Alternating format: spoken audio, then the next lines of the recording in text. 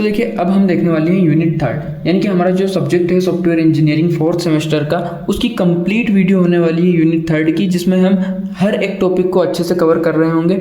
देखिए, हम पहले इसमें बेसिक्स देखेंगे, देन कैसे कैसे क्वेश्चन आते हैं, क्या क्या टॉपिक इसमें है, सारी चीज़ें हम इस वन शॉट में कवर कर रहे होंगे।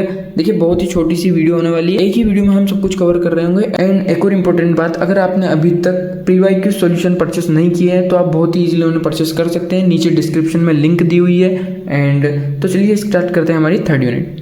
तो देखिए, अपनी first unit and second unit already complete हो चुकी है। देन हम अब देखने वाले हैं कि हमारी जो थर्ड यूनिट है वो क्या है, मतलब कि किस तरह से उसमें क्या क्या चीज़ें हम पढ़ेंगे एंड कौन कौन से टॉपिक है, क्या क्या चीज़ें हमें उसमें कवर करनी होगी, कौन से टॉपिक इंपॉर्टेंट है, कौन से नहीं है, किन चीज़ों पे हमें ज़्यादा ध्यान देना है। सारे डाउट्स आज हम क्लियर कर लेंगे। देखिए, हमने पहले भी देखा था कि हमारे जो SDLC मॉडल है उसके बेस पे हमारा पूरा सॉफ्टवेयर इंजीनियरिंग का सब्जेक्ट है, यानी कि सॉफ्टवेयर डेवलपमेंट लाइफ साइकिल। अब भाई इसमें जो चीज़ें थी, यानी कि पहली थी हमारी प्लानिंग, देन डिफाइनिंग यानी कि रिक्वायरमेंट स्पेसिफिकेशन, देन डिजाइनिंग। तो देखिए, requirement specification, requirement elicitation second unit थी हमारी, एंड सेकंड यूनिट हमने कंप्लीट कर ली। Then software development life cycle की ही थर्ड फेज है डिजाइनिंग, और हमारी थर्ड यूनिट भी है सॉफ्टवेयर डिजाइनिंग, यानी कि एक सॉफ्टवेयर डेवलपमेंट लाइफ साइकिल के बेस पर ही हमारा जो सॉफ्टवेयर इंजीनियरिंग का पूरा सब्जेक्ट है वो चलने वाला है। देखिए, software designing, the software designing process हमारा जो पहला टॉपिक होगा इसमें, कि डिजाइनिंग प्रोसेस क्या होती है, वो चीजें, यानी कि डिजाइनिंग एकदम एक्चुअल डिजाइन करते हैं हम इसमें, यानी कि हमारी जो थर्ड स्टेज होती है सॉफ्टवेयर डेवलपमेंट लाइफ साइकिल की, एक बार हम उसे देख लेते हैं repeat. In this stage the requirement are turned into a technical blueprint, यानी कि हमारा जो एक्चुअल सॉफ्टवेयर है उसे हम टेक्निकल ब्लूप्रिंट में उतारने वाले होते हैं यहाँ पे। This phase define the overall system architecture and technology stack, यानी कि हमने रिक्वायरमेंट स्पेसिफिकेशन सेकंड स्टेज में कर ली, देन थर्ड में हम डिजाइनिंग आर्किटेक्चर करेंगे, देन डिजाइन कॉन्सेप्ट्स, डिजाइन के कॉन्सेप्ट्स एंड प्रिंसिपल्स, ये हमारा एक टॉपिक हो जाएगा। Then software modelling and UML, भाई UML ये भी बहुत जरूरी है, यानी कि एक इंपॉर्टेंट टॉपिक है हमारा। देन आर्किटेक्चरल डिजाइन क्या होता है, आर्किटेक्चरल व्यू क्या होता है, एंड स्टाइल्स क्या होती है, वो सारी चीज़ें हम देखेंगे हमारी थर्ड यूनिट में। देन यूजर इंटरफेस डिज़ाइन, ये भी एक इंपॉर्टेंट टॉपिक है। Then functional oriented design, SASD component क्या होते हैं, SASD कंपोनेंट बेस्ड डिज़ाइन क्या होती है, एंड डिज़ाइन मैट्रिक्स। यही सारी टॉपिक है जो कि हमें थर्ड यूनिट में पढ़ना है, ज़्यादा बड़ी नहीं है हमारी third unit. First and second unit already complete है। देखते हैं अपना फर्स्ट जो टॉपिक है, द सॉफ्टवेयर डिजाइन प्रोसेस। अब भाई सबसे पहले हम देख लेते हैं बिना टाइम वेस्ट करे कि सॉफ्टवेयर डिजाइन क्या होता है। तो देखिए, the software design is the process of the defining components, interfaces, architecture and characteristic of a system before coding. एक वर्ड है बिफोर कोडिंग, यानी कि हम अगर कोई सिस्टम बना रहे हैं, अपना जो प्रोडक्ट बना रहे हैं सॉफ्टवेयर डेवलपमेंट लाइफ साइकिल के थ्रू, तो मतलब कि कोडिंग से पहले हमें उसके कंपोनेंट, इंटरफेस, आर्किटेक्चर और उसके जो जो कैरेक्टरिस्टिक है उनको डिफाइन करना पड़ेगा, हमें उन्हें पहचानना होगा, हमें उन्हें बताना होगा कि हाँ ये सारी चीजें जो है इंक्लूड है हमारे सॉफ्टवेयर डेवलपमेंट लाइफ साइकिल में। तो उसके लिए कंपोनेंट, इंटरफेस, आर्किटेक्चर, कैरेक्टरिस्टिक, सारी चीजों को डिफाइन करने की जो प्रोसेस होती है उसे हम सॉफ्टवेयर डिजाइन बोलते हैं। अब अगर एकदम सिंपल वर्ड्स में अगर समझने की कोशिश करो आप, तो देखिए, software design means planning how a software और application will be build before coding start, यानी कि कोडिंग के स्टार्ट होने से पहले हम डिफाइन करेंगे कि हमारा जो सॉफ्टवेयर या फिर एप्लीकेशन है वो किस तरह से बिल्ड होगी, उसी की प्लानिंग होती है हमारी सॉफ्टवेयर डिजाइन। इसके बाद हम देख लेते हैं कि it is like a making a blueprint of a house before constructing it. अब सिंपल से आप समझ गए होंगे, बहुत ही इजी सा एग्जांपल है कि एक घर को बनाने से पहले उसका हम एक ब्लूप्रिंट बनाते हैं, वही है, यानी कि एक प्रोडक्ट या फिर एक एप्लीकेशन को बनाने से पहले उसका एक ब्लूप्रिंट बनाते हैं, उसका एक डिजाइन बनाते हैं, बस वही चीज है हमारी सॉफ्टवेयर डिजाइन। और उसकी जो इंटायर प्रोसेस रहती है उसे सॉफ्टवेयर डिजाइन प्रोसेस बोलते हैं। देखिए, focuses on how the system will be implemented, हम किसी भी सिस्टम को किस तरह से इम्प्लीमेंट करेंगे, यानी कि SDLC लाइफ साइकिल तो चलेगा ही, फर्स्ट यूनिट में था वो, लेकिन सबसे पहले अपना प्लानिंग हो जाती है, देन रिक्वायरमेंट एनालिसिस हो जाता है, देन उसके बाद आती है हमारी डिफाइनिंग, फिर डिजाइनिंग। तो देखिए, डिफाइनिंग होगी फिर designing. Focus on how the system will be implemented, यानी कि किस तरह से हम अपने जो सिस्टम है उसे इम्प्लीमेंट करेंगे, यानी कि किस तरह से स्टेप बाय स्टेप आगे बढ़ेंगे। Acts as a bridge between requirements analysis and coding. यानी कि कोडिंग है, रिक्वायरमेंट है। सेकंड फेज में रिक्वायरमेंट हो गई, देन उसके बाद वाली जो अपनी जो प्रोसेस है यानी कि डिफाइनिंग या फिर डिजाइनिंग वाली, तो उन दोनों के बीच में एक ब्रिज या फिर कह लीजिए यानी कि उन दोनों को कनेक्ट करने का तरीका है software design process. It covers data structures, modules, interfaces and control flow. यानी कि ये सारी चीजों को कवर करके रखता है। हमारा जो डाटा स्ट्रक्चर है पूरे, एंड मॉडल्स है, एंड कंट्रोल फ्लो है। कंट्रोल फ्लो से क्या मतलब, एंड डाटा फ्लो से क्या मतलब है, यानी कि डाटा का जो फ्लो है उसे कंट्रोल करना, या फिर डाटा फ्लो यानी कि अगर कोई यूजर है या फिर आप इस तरह समझिए कि एक ऑनलाइन ऐप है, देन उसमें यूजर है, उसने कुछ प्रोसेस किया, देन उसके बाद आगे डाटा फ्लो हुआ, देन पेमेंट किया, उसके बाद आगे डाटा फ्लो। इस तरह से मतलब एक के बाद एक अलग अलग तरीके से कंट्रोल होना, डाटा का फ्लो होना, वही चीजें इसमें इंक्लूड है। देन अब हम देख लेते हैं कि इसका रोल क्या है, रोल और importance of design in SDLC।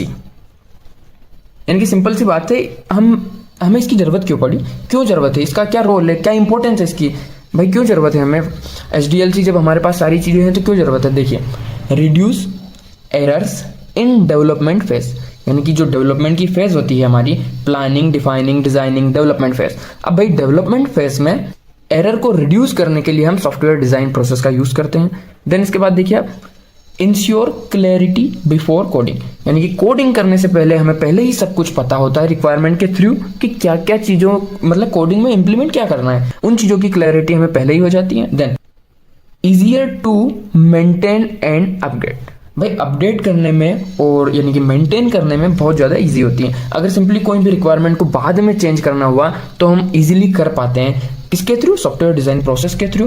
And SDLC के अंदर यानी कि सॉफ्टवेयर डेवलपमेंट लाइफ साइकिल के अंदर ही ये सारी चीजें चल रही है। Helps in estimating cost efforts, भाई एफर्ट्स को कम करेगी, यानी कि कॉम्प्लेक्सिटी तो रिड्यूस करेगी ही। हेल्प्स इन एस्टिमेटिंग कॉस्ट, भाई ओवरऑल जो हमारा मतलब कि बजट है उसके अंदर ही रहेगा ये, यानी कि कॉस्ट भी कम करेगा, अफोर्डेबल होगा। Provides blueprints for developers, developers जो है उनको ब्लूप्रिंट देता है, जो कि हमने देख ही लिया, यानी कि एक घर बनाने से पहले जो हम एक नक्शा बनाते हैं, पेन पेपर लेके मैप बनाते हैं, वही चीजें एक नक्शा जो है यानी कि ब्लूप्रिंट जो है वो बनाते हैं। Provides blueprint for the developers, जिससे कि डेवलपर को आगे के काम करने में आसानी होती है। Then reduces development cost and time, cost तो हमने देख लिया, एंड टाइम भी, यानी कि टाइम सेविंग भी होगा। अगर कोई डेवलपर है, अगर तुम्हें कुछ काम करना है, उसकी पूरी प्लानिंग, उसकी पूरी प्रोसेस, उसका पूरा डिजाइन अगर आपने पहले से ही बना के रखा है तो सिंपली कुछ नहीं, आप सीधे स्टेप बाय स्टेप सारे काम कर लोगे, तो उससे टाइम बचेगा ही।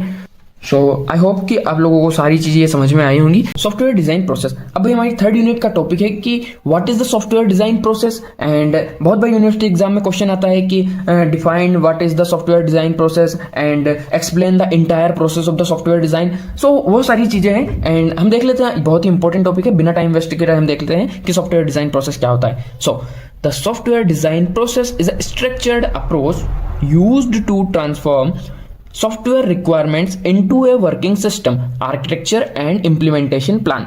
अब भाई सिंपल सी बात है कि हमारी जो सारी रिक्वायरमेंट होती है, हम किसी भी ऐप या फिर सॉफ्टवेयर या फिर किसी भी सिस्टम को बनाने से पहले उसके लिए जो रिक्वायरमेंट्स गैदर करते हैं, उन रिक्वायरमेंट को वर्किंग सिस्टम में कन्वर्ट करने का या फिर वर्किंग सिस्टम आर्किटेक्चर में इंप्लीमेंट करने के लिए जिस प्रोसेस का यूज करते हैं, जिन चीजों का यूज करते हैं, वही है हमारी पूरी प्रोसेस सॉफ्टवेयर डिजाइन प्रोसेस। यानी कि हम रिक्वायरमेंट्स को ट्रांसफर करेंगे वर्किंग सिस्टम में, उस पूरी प्रोसेस को बोलते हैं हम सॉफ्टवेयर डिजाइन प्रोसेस।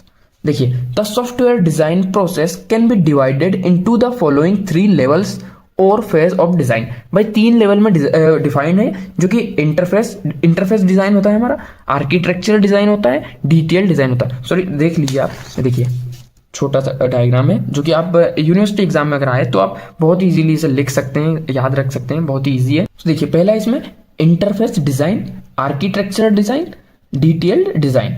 अब लाइन वाइज हम सारे इनको देख लेते हैं एकदम स्टेप बाय स्टेप कि सबसे पहला क्या है, इंटरफेस डिजाइन। अब भाई इंटरफेस डिजाइन क्या है, देखिए interface design is a specification of the interaction between a system and its environment. This phase proceeds at a high level of abstraction with respect to the inner working of the system। ये क्या पढ़ दिया, नहीं देखिए बहुत easy बात बोल रहा है। एब्स्ट्रैक्शन का यूज करता हाई लेवल पे। एक चीज देखिए, हाई लेवल ऑफ एब्स्ट्रैक्शन, भाई हाई लेवल ऑफ एब्स्ट्रैक्शन को प्रोसीड करता है, किस तरह से करता है मैं दिखाना चाहूंगा तुम्हें। देखिए, interface design focuses on how different part of the system interact with each other and with users. अब देखिए, बहुत ही सरल एंड सिंपल वर्ड्स में मैं आपको समझाने की कोशिश करूंगा कि इंटरफेस डिजाइन क्या होता है। अब भाई इंटरफेस डिजाइन में ये बोल रहा है कि एब्स्ट्रैक्शन का भी यूज होता है। एब्स्ट्रैक्शन से आप सीधा लिंक करिए कि एब्स्ट्रैक्शन यानी कि hiding the complex details and solving the essential feature, यानी कि जो सिंपल सी चीजें हैं वो हमें दिखाता है एंड जो कॉम्प्लेक्सिटी है, जो पूरी एल्गोरिथम पीछे लगी हुई है, उसे हाइड करता है, वही अपना एब्स्ट्रैक्शन। तो एब्स्ट्रैक्शन से ही लिंक्ड है हमारा इंटरफेस डिजाइन। इंटरफेस डिजाइन जो है हमारा इंटरेक्शन है बिटवीन सिस्टम एंड एनवायरनमेंट, यानी कि हमारा जो सॉफ्टवेयर प्रोडक्ट है और हमारा एक यूजर है। अब ये सॉफ्टवेयर हमारा सॉफ्टवेयर प्रोडक्ट है, यूजर है, इन दोनों के बीच में जो इंटरफेस है, जो यूआई का यूज होता है, यानी कि यूजर इंटरफेस, उन सारी चीजों का इंप्लीमेंटेशन इंटरफेस डिजाइन के अंदर होता है। सो वही है हमारा इंटरफेस डिजाइन। अब देखिए, इसके आगे देख लेते हैं कि इंटरफेस डिजाइन में और क्या क्या है।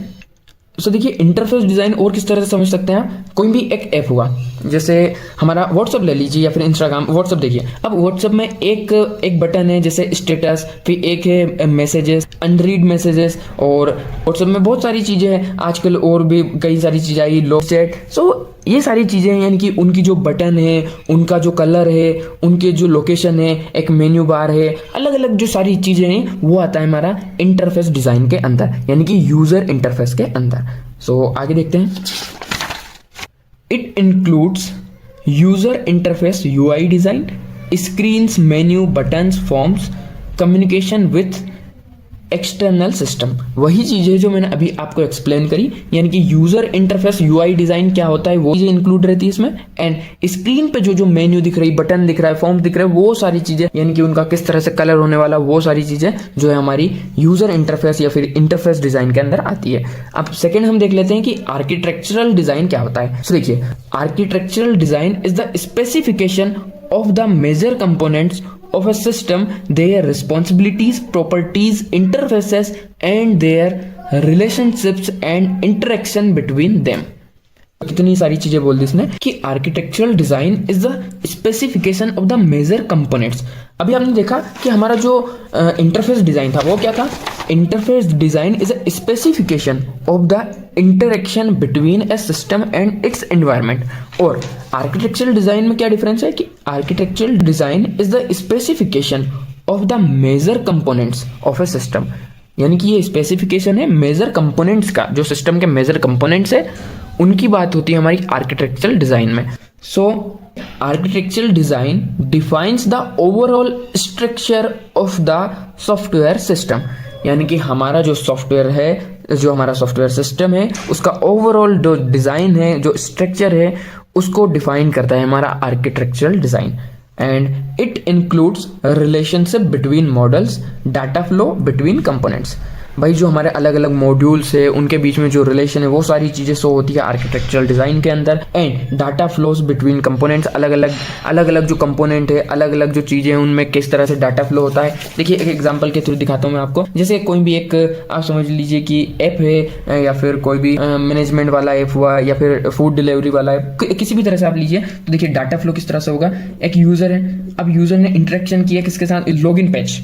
अब यूजर है, यूजर ने लॉगिन पेज का यूज किया, तो डाटा फ्लो किस तरह से हो रहा है। अब लॉगिन पेज के थ्रू हो रहा है, लॉगिन पेज हो गया। देन उसके बाद क्या होगा, अब लॉगिन उसने कर लिया, उसके बाद यूजर जो है मैनेजमेंट के साथ इंटरेक्ट करेगा। देन उसके बाद मैनेजमेंट के बाद जो डाटाबेस होता है उससे कुछ इन्फॉर्मेशन आएगी। सो वो सारी चीजें स्टेप बाय स्टेप जो डाटा फ्लो होता है वो भी हमारे आर्किटेक्चरल डिजाइन के अंदर आता है। सो इसके बाद हम देख लेते हैं कि डिटेल्ड डिजाइन क्या होता है। अब भाई देखिए, detailed design is the specification of internal elements of all major system. हमने देखा कि architectural design is the specification of the major component, और ये क्या बोल रहा है कि detailed design is the specification of internal element. ये इंटरनल एलिमेंट्स का स्पेसिफिकेशन है, एंड ये कंपोनेंट, मेजर जो कंपोनेंट है उनका स्पेसिफिकेशन है। सो अगर सिंपल वर्ड्स में हम एकदम सिंपल लाइनों में अगर हम बोले कि डिटेल्ड डिजाइनिंग क्या है, सो detailed design focus on the internal logic और ईच कंपोनेंट और मॉड्यूल। यानी कि हमारा जो इंटरफेस डिज़ाइन था वो सिर्फ सामने जो बात हो रही है, यानी कि फ्रंट एंड की जो बात हो रही है, इंटरफेस की जो बात हो रही है, यूज़र इंटरफेस जिसे यूज़र देख पाता है, यूज़र जिससे इंटरेक्ट करता है, वो चीज़ें आती है इंटरफेस डिज़ाइन के अंदर। लेकिन जो डिटेल डिज़ाइन है उसके अंदर आता है उसके पीछे का पूरा लॉजिक, यानी कि it includes algorithm, classes, object, function, methods, ये सारी चीज़ें आती है हमारी डिटेल डिज़ाइन के अंदर। एग्जाम्पल के लिए आप देख लीजिए इनसाइड द पेमेंट मॉड्यूल, यानी कि एक जैसे आपका नावी यूपीआई है या फिर ऑनलाइन बैंकिंग ऐप है, जैसे पेटीएम हुआ, गूगल पे हुआ, फोन पे हुआ, सिंपली कोई सा भी ऑनलाइन पेमेंट ऐप हुआ, तो उसमें क्या होता है, हमने जैसे प्रोसेस टू पेमेंट किया, अब एक फंक्शन है, ये उसका एक फंक्शन है, तो वो वेरीफाई करेगा, नंबर वेरीफाई कार्ड लिखा हुआ है, यानी कि वेरीफाई पिन करेगा या फिर जो इन्फॉर्मेशन है उसे वेरीफाई करेगा, देन जनरेट द रिसिप्ट। तो ये सिंपल सा फंक्शन हुआ, तो ये आता है हमारा डिटेल्ड डिजाइन के अंदर। सो हमने देखा कि आर्किटेक्चरल डिजाइन क्या होता है, देन डिटेल डिजाइन क्या होता है, एंड यूजर इंटरफेस डिजाइन क्या होता है, सॉरी इंटरफेस डिजाइन क्या होता है। सो तीनों डिजाइन आपको समझ में आए होंगे। सो देख लेते हैं कि अब हमारा जो डिज़ाइन कॉन्सेप्ट है और जो डिज़ाइन प्रिंसिपल है वो क्या होते हैं। अब हमने थर्ड यूनिट का पहला टॉपिक, यानी कि पहला टॉपिक था सॉफ्टवेयर डिज़ाइन, एंड उसके बाद हमने देख लिया था कि द सॉफ्टवेयर डिज़ाइन प्रोसेस क्या होती है। सो वो चीज़ें हमारी कंप्लीट हो चुकी है। देन अब हम मूव करते हैं कि डिज़ाइन कॉन्सेप्ट एंड प्रिंसिपल क्या है। अब देखिए डिज़ाइन कॉन्सेप्ट, एब्स्ट्रैक्शन। अभी एब्स्ट्रैक्शन को आप सिंपली समझिए कि abstraction is the process of hiding the internal implementation detail and showing only essential feature of an object और system, hiding complexity, showing only essential feature. देखिए आप एक सिंपल से एग्जांपल से समझिए इस एब्स्ट्रैक्शन को। अगर किसी आदमी को कार चलाना सीखना है तो उसे सिर्फ इतना आना चाहिए कि गियर को कैसे हैंडल करते हैं, स्टीयरिंग को कैसे हैंडल करते हैं। उसे इन चीज़ों से मतलब नहीं है, उसे इन चीज़ों का नॉलेज होना ज़रूरी नहीं है कि गियर बॉक्स के अंदर क्या है, स्टीयरिंग कैसे बनता है और इंजन के अंदर क्या चल रहा है, उन चीज़ों से उसे मतलब नहीं है। उसे सिर्फ इतना पता होना चाहिए कि कैसे स्टीयरिंग हैंडल करना है, कैसे गियर हैंडल करना है, दैट्स ऑल। यही चीज़ होती है हमारी एब्स्ट्रैक्शन, यानी कि hiding complexity and showing only essential feature. जो सामने दिख रहा है उसे सिर्फ याद रखो, उसे सिर्फ उतना पता होना चाहिए, उसे उसमें जो इम्प्लीमेंटेशन है, उसमें जो एल्गोरिथम है, उससे कोई मतलब नहीं होना चाहिए। ये हमारा एब्स्ट्रैक्शन। सो देखिए एब्स्ट्रैक्शन के दो टाइप होते हैं, functional abstraction and data abstraction. अब देखिए फंक्शनल एब्स्ट्रैक्शन क्या करता है, व्हाट ए फंक्शन डस, यानी कि फंक्शन क्या काम करता है वो बताता है। जैसे सम ऑफ डिजिट्स, अगर मतलब कि कोई फंक्शन है तो उसका काम क्या है ये बताता है। सम ऑफ डिजिट्स ये क्या करेगा, यानी कि आपने देखा होगा अगर आपने कोई प्रोग्रामिंग लैंग्वेज पढ़ी है तो उसमें किया है कि एक नंबर है, जैसे अब मान लीजिए 1 2 3 यानी कि 123। अब इसका सम ऑफ डिजिट्स यानी कि कितना हो जाएगा, 1 + 2 + 3 ये हो जाएगा 6। तो सम ऑफ डिजिट्स यानी कि एक फंक्शन बनाएंगे हम, उस फंक्शन में पूरा मतलब पूरी कोडिंग करेंगे उसकी और वो हमें आउटपुट में 6 देगा। तो उस फंक्शन का काम क्या है, एक नंबर है उसका सम ऑफ डिजिट्स करना, उस मतलब कि उसकी जो पूरी डिजिट्स है उनका सम करके देगा। तो ये हमारा फंक्शनल एब्स्ट्रैक्शन हो गया। Then data abstraction, hiding internal structure और डाटा टाइप्स। देखिए अब सिंपल सा एग्जांपल समझिए, हमारा एटीएम है। अब एटीएम में हमें सिर्फ इतना पता है कि हम जाएंगे, कार्ड इंसर्ट करेंगे, पिन डालेंगे, यानी कि विड्रॉ मनी, डिपॉजिट मनी, बस इतना काम है हमें उसके पीछे की पूरी मैथमेटिक्स, पूरा एल्गोरिथम कुछ नहीं पता, हमें सिर्फ एटीएम यूज करना आता है। तो ये हमारा एब्स्ट्रैक्शन, दैट्स ऑल।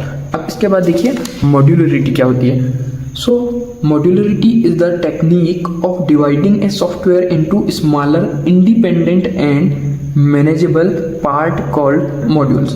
भाई मॉड्यूल्स यानी कि सॉफ्टवेयर है हमारा, उसे हम छोटे छोटे मॉड्यूल्स में डिवाइड करेंगे, यानी कि स्मॉलर इंडिपेंडेंस। मॉड्यूल्स तो है इंडिपेंडेंट, अगर एक मॉड्यूल ये काम कर रहा है तो उस काम पे दूसरा मॉड्यूल डिपेंडेंट नहीं होना चाहिए। इंडिपेंडेंटली अलग अलग मॉड्यूल में हम अपने सॉफ्टवेयर को डिवाइड करेंगे, जिससे कि हमारा जो सॉफ्टवेयर है मैनेजेबल बनेगा। देखिए इसका पर्पस क्या है, to make the system easier to understand, develop, test and maintain, यानी कि उसके मेंटेनेंस के लिए, उसे डेवलप करने के लिए, उसके टेस्टिंग के लिए, उसे समझने के लिए हम एक बड़े से सॉफ्टवेयर को मॉड्यूल्स में डिवाइड करेंगे। एग्जांपल के लिए आप देख लीजिए, कोई भी एक हमारा सॉफ्टवेयर है तो उसमें profile module, login module, payment module, यानी कि सारे मॉड्यूल अलग अलग रहेंगे।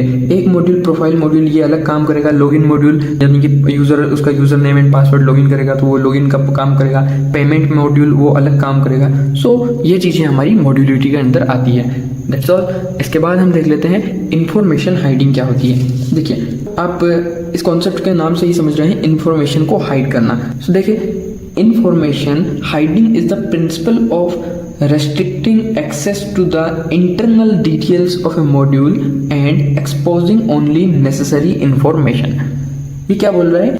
सिर्फ नेसेसरी इन्फॉर्मेशन को एक्सपोज करेगा और हमारी जो जितनी भी इंटरनल डिटेल्स है उन्हें एक्सेस नहीं करने देगा, यानी कि किसी भी अनऑथराइज्ड यूजर को एक्सेस नहीं करने देगा। देखिए इसका गोल क्या है? To protect the data, data को प्रोटेक्ट करने के लिए इसका यूज होता है। एग्जाम्पल के लिए आप इसे किस तरह से समझेंगे कि login, user name, hide, password. अब देखिए यहाँ मतलब कि कहीं पर भी एक इंटरफेस है, यूजर इंटरफेस है, उसमें आपने सबसे पहले अपने यूजर नेम डाला, देन लॉगिन करने के लिए आपने पासवर्ड डाला। तो आपने देखा होगा कि हम यूज़र नेम डालते हैं इजीली, वो हम टाइप कर देते हैं, लेकिन जब हम पासवर्ड डालते हैं तो पासवर्ड हाइड हो जाता है, मतलब कि दिखता नहीं है, एक ऐसा स्टार बना हुआ आता है, यानी कि वो पासवर्ड को हाइड कर देता है। यही है हमारा information hiding. That's all. So I hope आप लोगों को समझ में आया होगा। देन हम अगले कॉन्सेप्ट की ओर बढ़ते हैं। सो अगला हमारा कॉन्सेप्ट है फंक्शनल इंडिपेंडेंसी। अब फंक्शनल इंडिपेंडेंस क्या होता है? Functional independence means each module should perform a specific task independently with minimal interaction with other modules, यानी कि हर एक मॉड्यूल अलग अलग अपना स्पेसिफिक टास्क परफॉर्म करेंगे और वो भी बिना किसी पे डिपेंड हुए, यानी कि हर एक मॉड्यूल इंडिपेंडेंटली अपना वर्क करेंगे और वो भी मिनिमल इंटरेक्शन के साथ, यानी कि एक दूसरे के बीच में कोई इंटरेक्शन नहीं होगा, वो सिर्फ अपना काम परफॉर्म करेंगे, अपना एक स्पेसिफिक टास्क परफॉर्म करेंगे। That's all. सो इसके बाद हम देख लेते हैं कि हमारे जो सॉफ्टवेयर डिज़ाइन प्रिंसिपल है वो क्या होते हैं। अब भाई बहुत सारे प्रिंसिपल है जो कि हम आगे स्टेप बाय स्टेप देखने वाले हैं। अब पहला जो हमारा प्रिंसिपल है वो है ड्राई, यानी कि डोंट रिपीट योरसेल्फ। अब इसका क्या मतलब होता है? एवरी पीस ऑफ नॉलेज और logic should have a single unambiguous representation in A system, यानी कि किसी भी सिस्टम में कोई भी मॉड्यूल हुआ, यानी कि हमारे जो सॉफ्टवेयर सिस्टम है उसका अलग अलग पार्ट्स है, वो हर एक चीज़ यूनिक होनी चाहिए, सिंगल होनी चाहिए और अनएम्बिजियस होनी चाहिए, यानी कि कोई भी अगर इन्फॉर्मेशन है तो अनएम्बिजियस हो, स्पष्ट हो, क्लियर हो।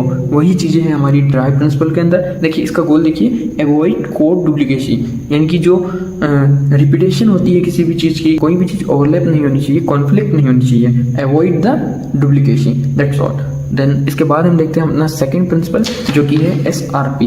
अब SRP का फुल फॉर्म क्या है? Single responsibility principle. Single responsibilities आप समझ रहे होंगे, यानी कि एक पर्सन को एक ही रिस्पॉन्सिबिलिटी आएगी, उसे सिर्फ वही परफॉर्म करना है, वही काम करना है। अगर किसी आदमी को बोला गया है कि भाई तू जाके पानी ले हमारे लिए, सिर्फ वो पानी लाएगा। That's all. यानी कि one class will handle only one job. Example के लिए a report printer class should only handles printing reports, यानी कि जो हमारा रिपोर्ट प्रिंटर क्लास है वो सिर्फ एक ही काम करेगा, रिपोर्ट को प्रिंटिंग करने का। That's all. यही है हमारा SRP प्रिंसिपल।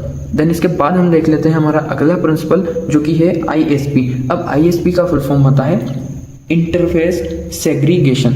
अब भाई इंटरफेस सेग्रीगेशन से आप क्या समझते हो? According to this create small focused interface, यानी कि एग्जाम्पल से आप समझिए, हमारा कॉलेज मैनेजमेंट सिस्टम है, स्टूडेंट मैनेजमेंट ग्रुप, यानी कि एक स्टूडेंट मैनेजमेंट ग्रुप है, वो सिर्फ एक ही चीज़ हैंडल करेगा, student record handles student record, faculty management group handles only faculty record, library group handles book record, यानी कि हमारा जो हर एक स्मॉल इंटरफेस है वो अलग अलग चीज़ों को अलग अलग तरीके से परफॉर्म करेगा। अगर एग्जांपल के लिए आप देखो कि हमारा जो कॉलेज मैनेजमेंट सिस्टम है उसमें स्टूडेंट मैनेजमेंट जो एक ग्रुप है वो सिर्फ एक ही काम है, उसका हैंडल्स स्टूडेंट रिकॉर्ड। अब हमारा जो फैकल्टी मैनेजमेंट ग्रुप है उसका एक ही काम है, हैंडल्स फैकल्टी रिकॉर्ड, यानी कि हमारा जो स्टूडेंट मैनेजमेंट है वो स्टूडेंट के रिकॉर्ड को हैंडल करेगा, जो फैकल्टी मैनेजमेंट ग्रुप है वो handles faculty record only. Then library group, अब लाइब्रेरी मैनेजमेंट ग्रुप जो है ऑब्वियस सी बात है कि ये बुक्स के रिकॉर्ड को हैंडल करेगा। That's all. यानी कि सारे अलग अलग चीज़ों के लिए एक स्मॉल अलग अलग मॉड्यूल होना चाहिए, अलग अलग ग्रुप होना चाहिए।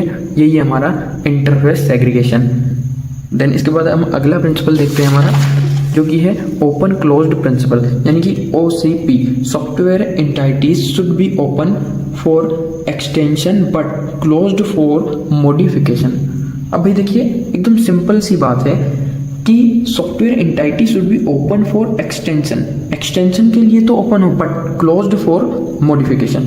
अब देखिए एक सिंपल से एग्जांपल से समझिए, आपका एक मोबाइल फ़ोन है, मोबाइल फ़ोन है, मोबाइल फ़ोन को आप अलग से मॉडिफाई नहीं कर सकते, लेकिन मोबाइल फ़ोन में अगर आप सिंपली कोई भी एक्सटेंशन यानी कि कोई भी एप्लीकेशन, कोई भी ऐप इंस्टॉल करना चाहते हो तो आप इंस्टॉल कर सकते हैं, देन उसे यूज़ कर सकते हैं। ये हो गया open for extension but closed for modification, यानी कि अपना जो मोबाइल है आप उसे लिनक्स में तो कन्वर्ट नहीं कर सकते, आप उसे आईफोन में तो कन्वर्ट नहीं कर सकते, यानी कि आप ऑपरेटिंग सिस्टम को नहीं बदल सकते हैं। आप सिर्फ उसमें एक ऐप इंस्टॉल कर सकते हैं, यानी कि दूसरी चीज़ें ऐड कर सकते हैं, बट उसे मॉडिफाई नहीं कर सकते। यही है अपना ओपन क्लोज प्रिंसिपल।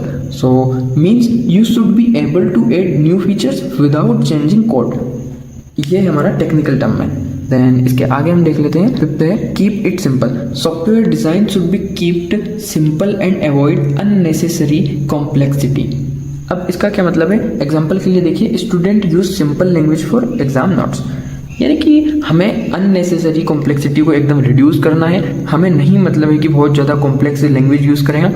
देखिए एक स्टूडेंट होता है, एक स्मार्ट स्टूडेंट होता है, वो एग्जाम में जब नोट्स बनाता है एकदम सिंपल अपनी लैंग्वेज में नोट्स बनाता है। वही है अपना कीप इट सिंपल, यानी कि हर एक चीज़ को सिंपल रखो ताकि सामने वाला व्यक्ति भी समझ पाए, हम भी समझ पाए। That's all. भाई अगला हमारा जो प्रिंसिपल है वो है हाई कोहेजन, यानी कि the degree to which element with a module are related. अब इसका क्या मतलब हुआ कि जो मॉड्यूल है वो जो टास्क परफॉर्म करेगा वो रिलेवेंट होना चाहिए, यानी कि कोई भी उसे जो स्पेसिफिक टास्क असाइन किया गया है वो इररिलेवेंट नहीं होना चाहिए, वो अपना सेम काम करना चाहिए। अब रियल लाइफ में एग्जांपल लीजिए आप कि अगर एक लाइब्रेरी डिपार्टमेंट है, a library department is responsible only for issuing and returning books, यानी कि अगर लाइब्रेरी डिपार्टमेंट है वो सिर्फ बच्चों के लिए बुक इश्यू करने के लिए है एंड रिटर्न करने के लिए, बाकी इसके अलावा दूसरा काम नहीं करेगी।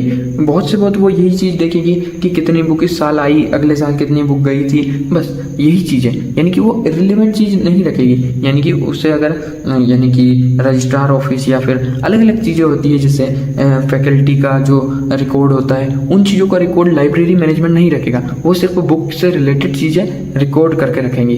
तो यही होता है अपना हाई कोहेजन, यानी कि all activities are related to single purpose, एक ही पर्पस के लिए एक मॉड्यूल काम करना चाहिए। That's all.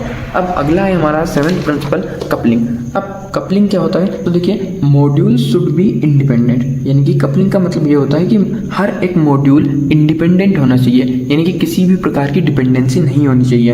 अब इसके लिए बहुत ही अच्छे कीवर्ड्स है low coupling, good design, high coupling, bad design. अगर हमारे मॉड्यूल के अंदर लो कपलिंग है तो ये पॉसिबिलिटी ज़्यादा है कि वो डिज़ाइन अच्छा होगा, पॉसिबिलिटी नहीं 100% श्योरिटी है कि डिज़ाइन अच्छा ही होगा। एंड हाई कपलिंग यानी कि बैड डिज़ाइन, डिज़ाइन बुरा होगा। एग्जाम्पल के लिए payment module is not directly depend on the notification module, यानी कि अगर कोई भी व्यक्ति किसी भी ऐप से, ऑनलाइन पेमेंट बैंक वाले ऐप से अगर किसी को पैसे डाल रहा है, क्रेडिट डेबिट कुछ भी प्रोसेस कर रहा है, तो वो डायरेक्टली नोटिफिकेशन मॉड्यूल पर डिपेंडेंट नहीं है, यानी कि जरूरी नहीं है कि उसका नोटिफिकेशन आना ही है, 100% श्योरिटी नहीं है, यानी कि नोटिफिकेशन मॉड्यूल से उसका कोई तालमेल नहीं है। यही चीज़ें हमारी कपलिंग के अंदर। सो आई होप आप लोगों को सारे प्रिंसिपल एंड सारे कॉन्सेप्ट अच्छे तरह से समझ में आए होंगे। कि अगला जो हमारा टॉपिक है वो है software modelling and UML. So देखिए अब मॉडलिंग क्या होती है? Modelling is the process of creating abstract representation of a software system in the form of diagram and modules to analyse and understand, यानी कि किसी भी सॉफ्टवेयर सिस्टम को एनालाइज करने के लिए, समझने के लिए उसे डायग्राम के फॉर्म में, उसे मॉड्यूल्स के फॉर्म में रिप्रेजेंट करना हमारा मॉडलिंग कहलाता है। यानी कि सॉफ्टवेयर मॉडलिंग कुछ भी नहीं, सिर्फ किसी भी सॉफ्टवेयर सिस्टम को डायग्राम और मॉड्यूल्स के फॉर्म में रिप्रेजेंट करना होता है। और भी अगर सिंपल लैंग्वेज में हम समझें तो it is the simplified graphical representation of a system that helps in visualising and designing, यानी कि हमारा जो सॉफ्टवेयर मॉडलिंग है वो कुछ भी नहीं, सिर्फ ग्राफिकल रिप्रेजेंटेशन है किसी भी सिस्टम का, जिसके थ्रू हम उसे विजुअलाइज कर सकते हैं, पूरे डिज़ाइन को हम समझ सकते हैं, एनालाइज कर सकते हैं। That's all. यही है हमारा सॉफ्टवेयर मॉडलिंग। अब टाइप्स ऑफ मॉडलिंग क्या होती है? सो देख लेते हैं टाइप्स ऑफ मॉडलिंग। वैसे तो ये हमने सेकंड यूनिट में देखा है, बट एक बार और देख लेते हैं। सो देखिए behavioural modelling and data flow modelling, then उसके बाद functional model, then object oriented model. अब हम पहले देख लेते हैं कि बिहेवियरल मॉडलिंग क्या होती है, describes how the software reacts to external event, यानी कि हमारा जो सॉफ्टवेयर है वो अलग अलग ऑब्जेक्ट के साथ किस तरह से रिएक्ट करेगा, वो आता है बिहेवियरल मॉडलिंग के अंदर, यानी कि उसका बिहेवियर कैसा है। सो यही है हमारा बिहेवियरल मॉडलिंग। देन इसके बाद हम देखते हैं डाटा फ्लो मॉडल। अब डाटा फ्लो मॉडल क्या है, represents how the data flow in the system, यानी कि हमारे जो अलग अलग मॉड्यूल्स है, अलग अलग फंक्शन है, अलग अलग कंपोनेंट है, उसमें डाटा किस तरह से फ्लो होगा, वो चीज़ें हमारी शो होती है डाटा फ्लो मॉडल के अंदर। देन इसके बाद है फंक्शनल मॉडल। अब भाई functional model represents the system functional requirements, represents the system functional requirement, यानी कि हमारी जो फंक्शनल रिक्वायरमेंट है उन्हें रिप्रेजेंट करता है फंक्शनल मॉडल। दैट्स ऑल, यानी कि जो भी चीज़ें, यानी कि क्या काम वो करेगा, क्या क्या उसके फंक्शन है, क्या क्या उसके फीचर है, वो चीज़ें सो होती है फंक्शनल मॉडल के अंदर। अब इसके बाद आता है object oriented model. It focuses on objects, their attributes and behaviour, यानी कि जो ऑब्जेक्ट ओरिएंटेड मॉडलिंग है ये फोकस करता है ऑब्जेक्ट पर, उसके एट्रीब्यूट्स पर, उसके बिहेवियर पर। यानी कि कोई भी एक ऑब्जेक्ट है, जैसे कार है तो उसकी कोई स्पीड होगी, उसका अलग अलग फंक्शन होंगे, यानी कि स्टार्ट होना, बंद होना, ब्रेक लगना, अलग अलग फंक्शन है, स्पीड, कलर, प्राइस, सन, किस सन में उसे परचेस की, ये उसके एट्रीब्यूट हुए। सो ये आते हैं ऑब्जेक्ट ओरिएंटेड मॉडल के अंदर। सो यही चीज़ है हमारी मॉडलिंग। सो आई होप आपको सॉफ्टवेयर मॉडलिंग समझ में आई होंगी। एंड मॉडलिंग में सिर्फ इतना ही है। एंड अगर आप इन्हें मतलब कि एलोबरेट कर लिखे, अगर आप इन्हें स्प्रेड कर लिखे, इसमें बड़ा चढ़ा कर लिखे, तो एग्जाम में बहुत अच्छा रहेगा। एंड इसके बाद हम देखते हैं कि UML क्या होता है। मॉडलिंग के बाद आता है हमारा अगला टॉपिक UML। अब UML होता क्या है, यूनिफाइड मॉडलिंग लैंग्वेज। ये एक यूनिफाइड मॉडलिंग लैंग्वेज है, यानी कि एक ग्राफिकल लैंग्वेज है, ग्राफिकल रिप्रेजेंटेशन है। UML is a standard language used to visualise, design and document a software system, यानी कि किसी भी एक सॉफ्टवेयर सिस्टम को विजुअलाइजेशन फॉर्म में रिप्रेजेंट करने का जो तरीका है वो हमारा UML है, यानी कि उसको डॉक्यूमेंटेड करना और उसका विजुअलाइज डिज़ाइन बनाना, ये हमारे UML के अंदर आता है। देखिए UML visualise plus design plus documentation, ये हमारा UML है। Purpose of UML। अब भाई UML का पर्पस क्या है, to visualise the system, system को विजुअलाइज करना, to specify the structure and behaviour, उसका बिहेवियर एंड स्ट्रक्चर को स्पेसिफाई करना, ये हमारा UML होता है। देन आगे हम देखते हैं जो अगला फीचर है हमारा, to plan and design the system, system को किस तरह से बनाना है, उसका प्लान करना, उसका क्या डिज़ाइन होने वाला है, वो सारी चीज़ें भी UML के अंदर आती है। देन फोर्थ है to improve communication between developer, client and user, client developer इन सब के बीच में जो कम्युनिकेशन है उसे भी इम्प्रूव करने का काम करता है UML। देन फिफ्थ है हमारा to provide a structured way of documentation, हमारा जो डॉक्यूमेंटेशन है उसकी एक स्ट्रक्चर्ड वे प्रोवाइड कराता है हमारा UML। अब टाइप्स ऑफ UML क्या होते हैं, सो देखिए टाइप्स ऑफ UML सिंपली देखिए आप, स्ट्रक्चरल डायग्राम, बिहेवियरल डायग्राम। अब स्ट्रक्चरल डायग्राम अगेन 4 टाइप में सब डिवाइड है, जो कि है क्लास डायग्राम। क्लास डायग्राम क्या होता है, ऑब्जेक्ट डायग्राम क्या होता है, कंपोनेंट डायग्राम, डिप्लॉयमेंट डायग्राम। सो ये सारी चीजें भी UML के अंदर आती है, ये UML के टाइप्स है। Then behavioural diagram. अब यूज केस डायग्राम, भाई यूज केस डायग्राम इसी में हम देखेंगे यूज केस डायग्राम क्या होता है, सीक्वेंस डायग्राम क्या होता है, एक्टिविटी डायग्राम क्या होता है, स्टेट डायग्राम क्या होता है। सो यही चीजें आती है हमारी UML के अंदर। तो अब हम देख लेते हैं कि हमारा जो यूज केस डायग्राम है वो क्या होता है। चलिए UML यानी कि यूनिफाइड मॉडलिंग लैंग्वेज। अब इसके अंदर ये इसका टाइप आता है यूज केस मॉडलिंग या फिर यूज केस डायग्राम। अब यूज केस मॉडलिंग का ये, यूज केस डायग्राम का ये बात एक ही है। देन अब देख लेते हैं इसकी डेफिनेशन की, अगर एग्जाम में आता है तो आप किस तरह से इसे हैंडल कर पाओगे इस क्वेश्चन को। A use case diagram is a visualized way to show how user actor interact with a system and what functions use cases the system provides. It helps understand system's behavior from the user perspective. इसका मतलब क्या है, ये use case जो modelling है ये हमें बताता है कि हमारा जो एक्टर है, हमारा जो यूज़र है, वो किस तरह से सिस्टम के साथ इंटरेक्शन करेगा, इंटरेक्ट करेगा, and what are the functions which the system will provide, ये सारी चीज़ें बताता है हमारा use case diagram, use case modelling. And आगे देख लेते हैं, रिप्रेजेंट्स एक्टर, यूजर और external system and use case system functionalities. ये रिप्रेजेंट करता है external system and use case जो फंक्शनैलिटीज़ हैं, उन सारी चीज़ों को भी हमारा जो use case modelling, use case diagram में रिप्रेजेंट करता है। And so the relationship between user and system features, हमारे जो सिस्टम के फीचर है एंड जो हमारा यूज़र है उसके बीच में जो रिलेशन है उसे भी हमारा यूज केस डायग्राम शो करता है। Then helps to define system scope, requirement and the interaction clearly। यानी कि हमारा जो सिस्टम का स्कोप है, उसकी जो रिक्वायरमेंट्स है और जो इंटरेक्शन है, उसे क्लियरली डिफाइन करता है हमारा यूज केस डायग्राम। एंड इसके बाद हम देख लेते हैं यूज केस डायग्राम नोटेशंस। यानी कि अगर हम यूज केस डायग्राम बनाना चाहें तो कौन कौन सी नोटेशंस है जिन्हें हम यूज़ करेंगे, जिसके थ्रू हम यूज केस डायग्राम बना पाएंगे। सो देखिए, UML नोटेशन प्रोवाइड। अब हमने देखा है कि यूज केस एग्रीगेंट टाइप तो UML का ही है, यानी कि यूनिफाइड मॉडलिंग लैंग्वेज का। तो अब देख लेते हैं कि UML notation provide a visual language that enables software developers, designers and other stakeholders to communicate and document system designs, architecture and behaviors in a consistent and understandable manner। यानी कि UML notation provide a visual language, एक ऐसी visual language enables करता है software developers और software designers के लिए, जो कि इन्हें कम्युनिकेट करने में हेल्प करती है। यानी कि हमारा जो सिस्टम डिज़ाइन है, हमारा जो सॉफ्टवेयर सिस्टम है, उसको डॉक्यूमेंट करना है तो भी बहुत इजीली हम उसे एकदम स्ट्रक्चर्ड वे में कर पाएँ, इस तरह की चीज़ें प्रोवाइड कराता है हमारा UML unified modelling language. And architecture and behaviour in A consist and understandable manner, यानी कि इसे एकदम अंडरस्टैंडेबल बनाता है, एकदम अंडरस्टैंडेबल मैनर में कम्युनिकेट एंड डॉक्यूमेंटेशन प्रोवाइड कराता है। ये है हमारा UML use case diagram notation. अब देखिए, पहला नोटेशन है हमारा एक्टर।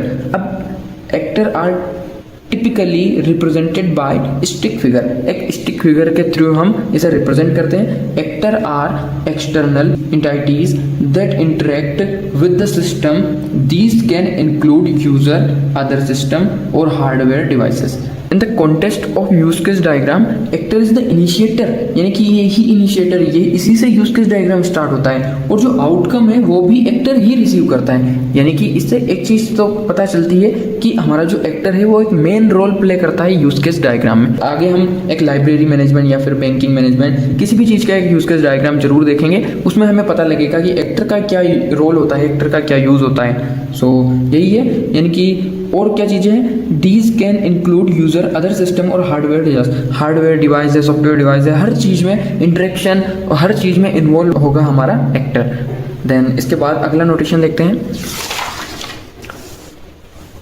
सो अगला नोटेशन हमारा यूज केसेस। अब use cases are represented by oval, ovals के थ्रू हम यूज केस को रिप्रेजेंट करते हैं। अब ओवल के अंदर हम क्या चीजें लिखते हैं, use case are like scene in the play, they represent specific things your system can do in the online shopping system. Example के लिए examples of use case are place order, यानी कि अगर ऑनलाइन सिस्टम है, online shopping system है, तो उसमें place order एक यूज केस होगा। Then track delivery, update product information. Then ये सारी चीजें हम ओवल के अंदर, एक ओवल के अंदर लिखेंगे। ये हमारे एक और नोटेशन हो गई। देन अगली नोटेशन देखते हैं हम, सिस्टम बाउंड्री। अब सिस्टम बाउंड्री क्या होती है, system boundary is a represented by, system boundary is represented by a rectangular box।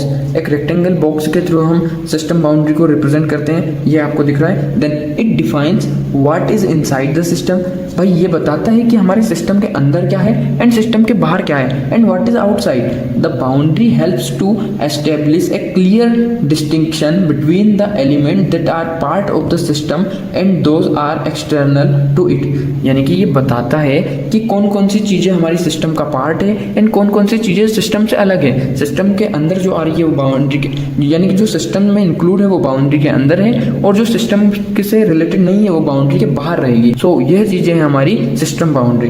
Then use case diagram of library management. अब भाई यूज केस डायग्राम जो है लाइब्रेरी मैनेजमेंट का, उसके लिए हम क्या देखेंगे कि हमारा जो एक्टर है, अब लाइब्रेरी मैनेजमेंट में एक्टर क्या हो जाएगा, यूजर, यानी कि स्टाफ और स्टूडेंट, लाइब्रेरियन, ये सारी चीजें एक्टर के अंदर आ जाएगी। यानी कि इसे हम उस जो हमने देखा था अभी कार्टून कैरेक्टर छोटा से स्टिक की, उससे हम रिप्रेजेंट करेंगे एक्टर को। एंड यूज केसेस क्या हो जाएंगे, अब भाई हमने देखा कि ऑनलाइन शॉपिंग ऐप में क्या हो गया, place order, track delivery, update product. लेकिन अगर हम यूज केस की बात करें लाइब्रेरी मैनेजमेंट में, तो रिटर्न बुक, इश्यू बुक, पे फाइन, ये चीज़ें यूज केसेस के थ्रू आ जाएगी। अब इसका हम एग्जांपल देख लेते हैं, यानी कि हम इसका पूरा प्रोसेस देख लेते हैं पूरी की लाइब्रेरी मैनेजमेंट सिस्टम एक्चुअल में कैसा दिखता है, यूज केस कैसा होता है उसका। तो देखिए, यूज केस डायग्राम है ये। देखिए यूज़र आपको विजिबल होगा आई होप। सो ये यूज़र, अब यूज़र जो है, यूज़र यानी कि यहाँ पर क्या हो रहा है, यूज़र से आप कह सकते हैं STUDENT, यूज़र से आप कह सकते हैं स्टूडेंट, यानी यूज़र से आप यहाँ कह सकते हैं स्टूडेंट, यानी कि स्टूडेंट ही तो है यूज़र, लाइब्रेरी का यूज़र तो स्टूडेंट ही, ऑब्वियस सी बात है। देन स्टाफ में जो आएगा, यानी कि ये जो सिस्टम है एंड लाइब्रेरियन है, ये पूरा स्टाफ है, पूरा कॉलेज का स्टाफ है, जो ये यूज़ किसके अंदर आते हैं। अब देखिए रजिस्टर, सिंपली हमारा जो यूज़र है वो रजिस्टर करेगा, यानी कि जो स्टूडेंट है वो ऑब्वियस सी बात है कि लाइब्रेरी में तो रजिस्टर करेगा ये, यानी कि उसे मतलब कि पूरे साल बुक चाहिए, रिटर्न करेगा, पढ़ेगा, लिखेगा, कुछ तो करेगा, तो उसे रजिस्टर तो करना ही होगा। देन लॉगिन करेगा, वो अलग अलग चीज़ें, अगर ऑनलाइन चीज़ें चल रही हैं तो लॉगिन भी करेगा, सर्च बुक, अलग अलग बुकों को फाइंड करेगा, इश्यू बुक, कोई सी बुक उसे पसंद आ गई तो वो इश्यू करवाएगा। देन रिन्यू बुक, देखिए अलग बहुत सारी अलग अलग बुकें होती है, मतलब कि कॉलेज की भी कुछ पॉलिसी होती है कि ये जो बुक है बहुत ज़्यादा प्रीमियम है, इसे रिन्यू करवाते रहना पड़ेगा तुम्हें, यानी कि अगली बार तब आओ तो आप इसे सिर्फ रिन्यू करा के चले जाना, वापस इसे ही ले जाना। रिटर्न बुक, हमने एक बुक ली, पढ़ ली, वापस दे दी, ये चीज़ें रिटर्न बुक हो गई। तो रिटर्न बुक यानी कि जो नेसेसरी चीज़ें हैं उनके लिए हम इंक्लूड का इस्तेमाल करते हैं, ये देखिए इंक्लूड। एंड जो नेसेसरी नहीं है यानी कि ऑप्शनल है, ऑप्शनल चीज़ों के लिए हम एक्सटेंड का यूज़ करते हैं, ये जो आपको दिख रहा होगा एक्सटेंड, एंड डॉटेड लाइन से दिख रहा होगा। And notify, calculate fine, fine को कैलकुलेट करना, ये सारी चीज़ें यूज केस डायग्राम के अंदर आती है। एंड एक्सटेंड में देख लेते हैं जो ऑप्शनल चीज़ें हैं, add book, update book, remove book, update, so यही सारी चीज़ें हैं यूज केस डायग्राम के अंदर। सो आई होप आपको लाइब्रेरी मैनेजमेंट सिस्टम का डायग्राम समझ में आया होगा। अगला जो टॉपिक हमारा थर्ड यूनिट का आर्किटेक्चरल डिज़ाइन। अब आपने एक चीज़ नोटिस की होगी कि आर्किटेक्चरल डिज़ाइन, हर चीज़ में डिज़ाइन आ रहा है, यानी कि हमारी जो थर्ड यूनिट है उसका नाम ही सॉफ्टवेयर डिज़ाइन है। तो हमने जो टॉपिक पढ़े software design process, design concepts, design principle, software modelling, use case modelling, सारी चीज़ों में डिज़ाइन तो कॉमन है ही। तो आर्किटेक्चरल डिज़ाइन क्या होता है एक्चुअल में वो हम देख लेते हैं, एंड SDLC में इसका क्या रोल है वो हम देखेंगे। So architectural design is the process of defining the overall structure of a software system by identifying its major component models, their responsibilities and the interaction between them। यानी कि हमारा जो आर्किटेक्चरल डिज़ाइन है ये एक पूरी इंटायर प्रोसेस है, हमारा जो सॉफ्टवेयर सिस्टम है उसे स्ट्रक्चर्ड वे में डिफाइन करने की, यानी कि हम एक सॉफ्टवेयर सिस्टम बनाने वाले हैं उससे पहले इसका आर्किटेक्चरल डिज़ाइन करेंगे, यानी कि इसके जो मेन कंपोनेंट हैं, इसकी जो मेन फंक्शनलिटीज़ है, यानी कि इसकी क्या रिस्पॉन्सिबिलिटीज़ होगी, बनाने के बाद ये क्या काम करेगा, उसकी जो मेन चीज़ें हैं उन्हें निकाल कर उन्हें स्ट्रक्चर्ड वे में बताना कि हाँ इस तरह से हमारा आर्किटेक्चर हो, इस तरह से हमारा डिज़ाइन होगा, इस तरह से हम इम्प्लीमेंट करेंगे, तो वो चीज़ें हमारी आर्किटेक्चरल डिज़ाइन। अब सिंपल मीनिंग है अगर आप समझें इसे तो before coding we decide what modules will exist, यानी कि मॉड्यूल्स किस काम के लिए हैं, and how will they communicate, अलग अलग तरीके से कम्युनिकेट करेंगे, how will flow data through the system, यानी कि अलग अलग मॉड्यूल्स हैं हमारे सिस्टम के अंदर और सिस्टम में डाटा किस तरह से फ्लो होगा, उन चीज़ों का भी, सारी चीज़ों का प्री प्लान कर देगा हमारा आर्किटेक्चरल डिज़ाइन। अब रोल इन SDLC, अब हमारा जो आर्किटेक्चरल डिज़ाइन है उसका SDLC में क्या रोल है, यानी कि हमारा जो सॉफ्टवेयर डेवलपमेंट लाइफ साइकिल है उसमें उसका क्या रोल है। तो देखिए हेल्प्स इन मैनेज कॉम्प्लेक्सिटी को मैनेज करने के लिए, and guides design decision and technology choices, acts as a blueprint for both development and maintenance और डेवलपमेंट दोनों के लिए ब्लूप्रिंट की तरह काम करता है।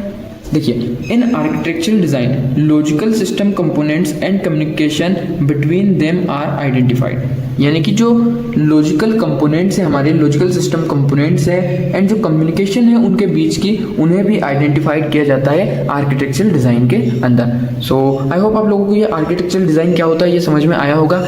एंड इसके बाद हम देखते हैं अगला। अब हम देख लेते हैं आर्किटेक्चरल व्यू। अब भाई हमने देखा कि आर्किटेक्चरल डिज़ाइन क्या होता है, इसके बाद हम देखते हैं architectural view. Architectural view are representation of the overall architecture that are meaningful to one और more stakeholder in the system, यानी किसी भी एक सिस्टम में आर्किटेक्चरल डिज़ाइन एक रिप्रेजेंटेशन है ओवरऑल आर्किटेक्चर का, जो कि किसी एक पर्टिकुलर स्टेक होल्डर के लिए इंपॉर्टेंट रहेगा, मीनिंगफुल रहेगा, या फिर सारे स्टेक होल्डर के लिए जरूरी रहेगा। ये हमारा आर्किटेक्चरल व्यू, यानी कि पूरा रिप्रेजेंटेशन, ओवरऑल आर्किटेक्चर का रिप्रेजेंटेशन आर्किटेक्चरल व्यू कहलाता है। A architect chooses and develops a set of views that will enable the architecture to be communicated to and understood by all the stakeholders and enables them to verify that the system will address their concern। अब भाई architecture view में हमने इतना ही देखा कि overall जो architecture है उसका जो रिप्रेजेंटेशन है ओवरऑल उसे हम आर्किटेक्चर व्यू कहते हैं। एंड आगे हम देख लेते हैं क्या है। A large software system cannot be understood by a single diagram. Therefore, we create different views and each view focus on a particular aspects of the system.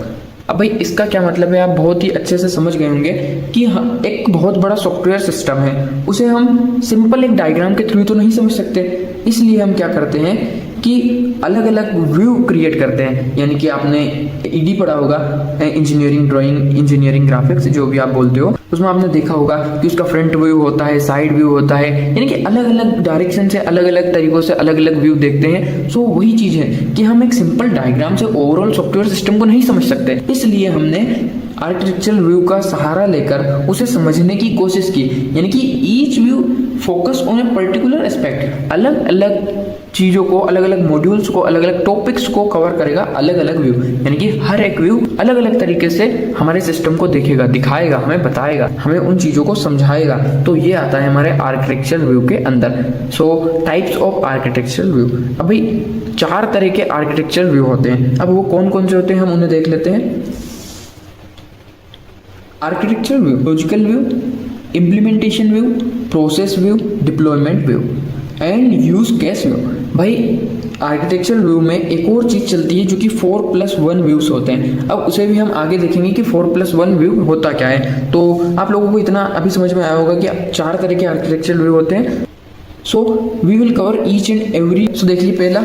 अब जो पहला व्यू है हमारा, यानी कि आर्किटेक्चर व्यू के जो व्यू है उसमें अलग अलग जो टाइप है। तो पहला है logical view, describes how the system is structured in terms of unit of implementation. इसका क्या मतलब हुआ, focus on the functionality of the system. हमारा जो लॉजिकल व्यू है वो उन चीज़ों पर फोकस करता है, यानी कि फंक्शनैलिटीज पर फोकस करता है कि हमारा जो आर्किटेक्चर है, हमारा जो सिस्टम है, हमारा जो सॉफ्टवेयर सिस्टम है, जो फाइनल प्रोडक्ट है वो किन चीज़ों पर काम करेगा, उसके क्या फंक्शंस है। यानी कि this view show what the system does. हमारा जो सिस्टम है वो क्या काम करेगा, वो हमारा लॉजिकल व्यू के अंदर आता है। यानी कि लॉजिकली बात करता है कि भाई तुम काम क्या करते हो।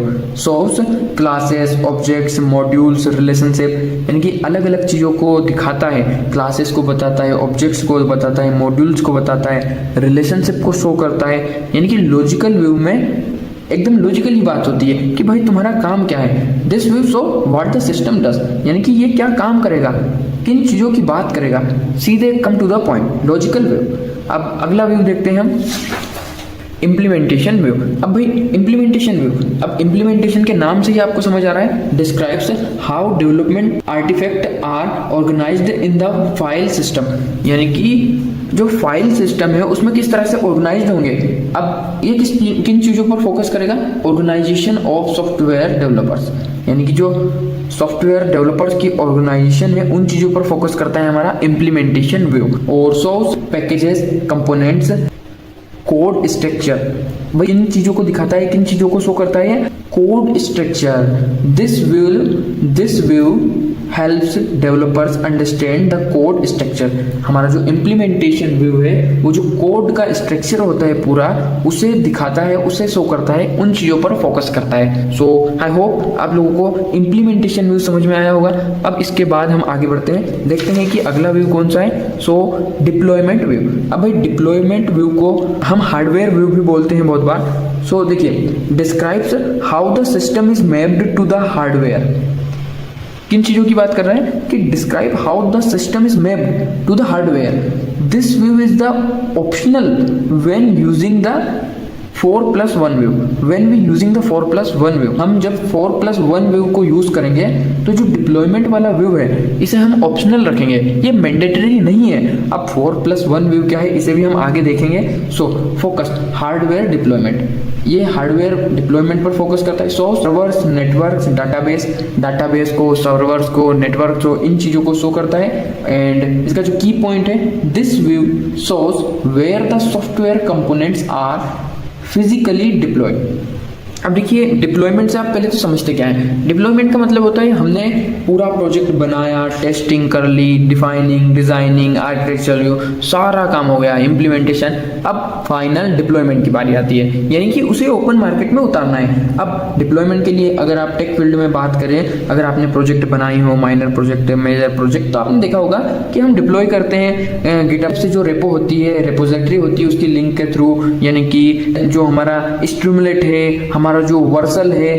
ऐसे जो प्लेटफॉर्म है उन पर हम अपने प्रोडक्ट को डिप्लॉय करते हैं। सो उन चीज़ों में भी हमारा डिप्लॉयमेंट व्यू है। So this view shows where the software component are physically deployed. So ये सारी चीज़ें हमारी डिप्लॉयमेंट व्यू के अंदर आती है। सो अगला हम देखते हैं, अगला है हमारा प्रोसेस व्यू। अब भाई प्रोसेस व्यू क्या है? Describes how the run time system is structured as a set of elements that have run time behaviour and interaction. यानी कि जो प्रोसेस व्यू है वो रन टाइम, जो हमारा सिस्टम है उसका रन टाइम बिहेवियर कैसा है, उन चीज़ों पर बात करता है। देखिए अब हर चीज़ का अलग अलग व्यू है। हमने बात की थी पहले ही कि ईडी में भी, जैसे इंजीनियरिंग ड्राइंग, इंजीनियरिंग ग्राफिक्स में किसी भी ड्राइंग को हम फ्रंट व्यू लेते हैं, साइड व्यू लेते हैं, अलग अलग व्यू होते हैं। उसी तरह से हर एक चीज़ का अलग अलग व्यू है। प्रोसेस व्यू अलग है एंड हमारा यूज केस व्यू अलग है, हर चीज़ का व्यू अलग है। So focuses runtime behavioral and processes, source, process, threads, communication, performance, इन चीजों पर बात करता है हमारा प्रोसेस व्यू। देन इसके बाद प्रोसेस व्यू का जो एग्जांपल है, अब एग्जांपल से आप समझिए, many users placing order simultaneously on A e commerce website, यानी कि कोई भी फ्लिपकार्ट मान लीजिए, शॉप्सी मान लीजिए, मिंत्रा मान लीजिए, जो भी आप मानना चाहें, और उस पर बहुत सारे यूजर एक साथ ऑर्डर प्लेस कर रहे हैं साइमल्टेनियसली। तो रन टाइम पर इसका परफॉर्मेंस कैसा रहेगा, किस तरह से ये वर्क करेगा, उन चीजों पर बात करता है हमारा process view. So this view shows how the system works while running, यानी कि जब सिस्टम चल रहा हो, जब सिस्टम वर्क कर रहा हो, तो किस तरह से परफॉर्मेंस दिखाएगा, किस तरह से वर्क करेगा, उन चीजों को बताता है हमारा प्रोसेस व्यू। अब एक चीज और लिखी हुई है की पॉइंट की, ऑप्शनल व्हेन यूजिंग 4+1 व्यू। हमारा जो प्रोसेस व्यू है वो भी मैंडेटरी नहीं है, ये भी ऑप्शनल है जब हम 4+1 व्यू यूज करते हैं। अब भाई 4+1 व्यू है क्या, इसे भी हम देख लेते हैं। हमने देखा कि हमारी जो प्रोसेस व्यू था उसके पहले हमने देखा deployment view, implementation view and logical view. अब इसके अलावा भी एक और व्यू होता है जिसे हम बोलते हैं यूज केस व्यू। अब यूज केस व्यू की जरूरत क्यों पड़ी, यानी कि अलग अलग व्यूज की जरूरत क्यों पड़ी, क्योंकि not all relevant to all system. इसका क्या मतलब हुआ कि हमारा जो सिस्टम है या फिर हमारा जो आर्किटेक्चर है, हर एक सिस्टम के लिए, हर एक प्रोग्राम के लिए, हर एक मॉड्यूल के लिए, या फिर इस तरह से कह लीजिए कि हर एक स्टेक होल्डर के लिए सेम नहीं रहेगा। यानी कि किसी को अलग व्यू की जरूरत है, कोई अपने व्यू से अलग अलग अंदाज में अलग अलग तरीकों से देखता है। तो यूज केस व्यू क्या होता है? Describes functionality of the system, its external interface and its principal users. This view is mandatory when we using the 4+1 view.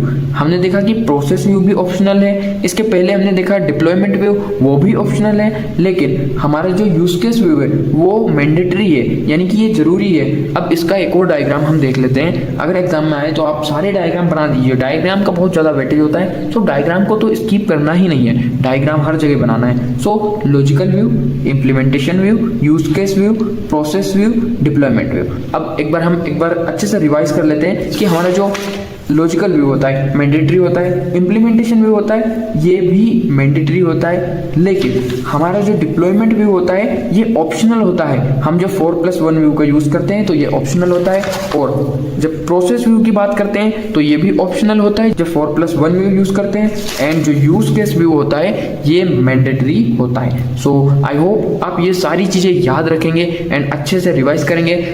सो देखिए 3rd यूनिट का अगला जो टॉपिक है हमारा वो है आर्किटेक्चरल स्टाइल। हम देखेंगे कि आर्किटेक्चरल स्टाइल कितने टाइप के होते हैं, किस किस तरह के होते हैं, उनके क्या डायग्राम होते हैं, क्या स्पेशलिटीज होती है, क्या फंक्शनलिटीज होती है।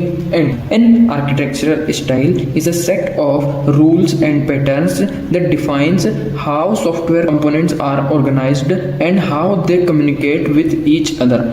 भाई हमारा जो आर्किटेक्चरल स्टाइल है ये कुछ भी नहीं, सिर्फ एक पैटर्न है, एक रूल है, सेट ऑफ रूल्स है जो डिफाइन करता है कि हमारा जो सॉफ्टवेयर कंपोनेंट है वो किस तरह से ऑर्गेनाइज्ड होगा एंड वो किस तरह से उन मॉड्यूल्स के बीच में अलग अलग तरीकों से कम्युनिकेशन होगा। वही सारी चीज़ों का जो एक स्ट्रक्चर्ड वे होता है उसे हम आर्किटेक्चरल स्टाइल कहते हैं। देन इसके बाद हम टाइप्स देखते हैं। देखो आर्किटेक्चरल स्टाइल बहुत सारे टाइप की होती है। अब देखिए पहला जो है डाटा सेंटर्ड आर्किटेक्चर। अब देखिए डाटा सेंटर्ड आर्किटेक्चर स्टाइल क्या है। Data centred architecture possess the property of interchangeability। अब भाई interchangeability means any component from the architectures can be replaced by a new component without affecting the working of other component। अब भाई data centred architecture से आपको इतना समझ में आया होगा कि सेंटर्ड की कुछ बात हो रही है। अब भाई इसमें जो बोल रहा है ये कि जो हमारे कंपोनेंट होता है, अगर हम एक कंपोनेंट को रिप्लेस करना चाहें दूसरे कंपोनेंट से तो वो हमारे सिस्टम को इफेक्ट नहीं करना चाहिए, यानी कि replaced by a new component without affecting the working of other component. अगर हम एक कंपोनेंट को दूसरे कंपोनेंट से रिप्लेस करना चाहें तो हमारा जो वर्किंग कंपोनेंट है वो इफेक्ट नहीं होना चाहिए, ये बोलता है हमारा डाटा सेंटर्ड आर्किटेक्चर। अब इसका जो डायग्राम है वो देख लीजिए आप, अगर एग्जाम में आए तो आपको यही डायग्राम बनाना है। सो देखिए डाटा स्टोर। अब डाटा स्टोर क्लाइंट सॉफ्टवेयर सारे जो है क्लाइंट सॉफ्टवेयर एंड इनमें बाई डायरेक्शनल जो एरो लगे हुए हैं। सो बहुत ही सिंपल और ईजी सा डायग्राम है जो कि आप बना सकते हैं। अब इसके बाद हम अगला स्टाइल देख लेते हैं, अगला आर्किटेक्चरल देख लेते हैं। सो देखिए डाटा फ्लो आर्किटेक्चर। अब डाटा फ्लो आर्किटेक्चर क्या होता है।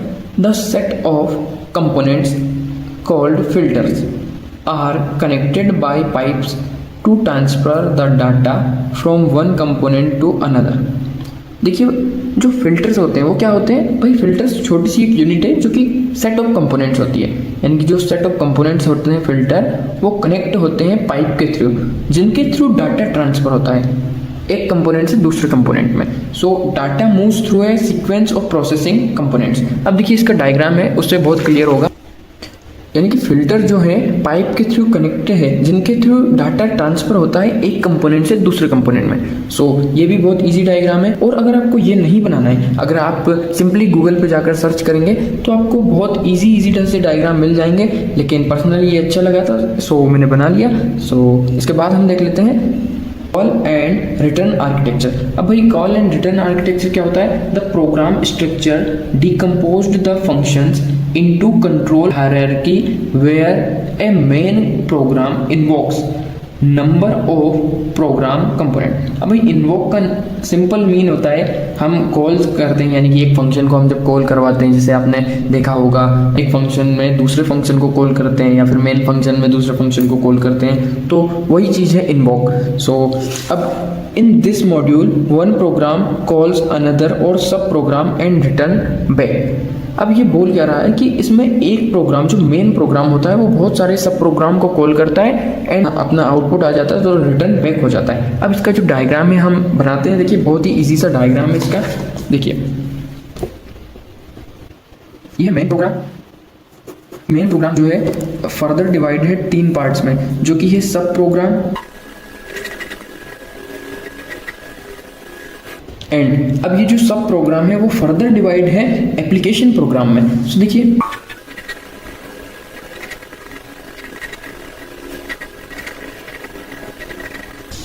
यही है हमारा कॉल एंड रिटर्न आर्किटेक्चर, जिसे कि कंट्रोल हायरार्की द्वारा भी रिप्रेजेंट किया जाता है। देखिए मेन प्रोग्राम होता है, कुछ सब प्रोग्राम्स होते हैं, बहुत सारे सब प्रोग्राम होते हैं, एक दो सब प्रोग्राम होते हैं एंड देन एप्लीकेशन प्रोग्राम होते हैं। सो ये सिंपल एंड इजी सा डायग्राम है जो कि हमारा कॉल एंड रिटर्न आर्किटेक्चर का है। तो आप इसे भी एग्जाम में आए तो जरूर बनाइएगा। देन इसके बाद हम देख लेते हैं अगला जो हमारा आर्किटेक्चर है object oriented architecture. So object oriented architecture क्या होता है। In this architecture the system is decomposed into number of interacting objects.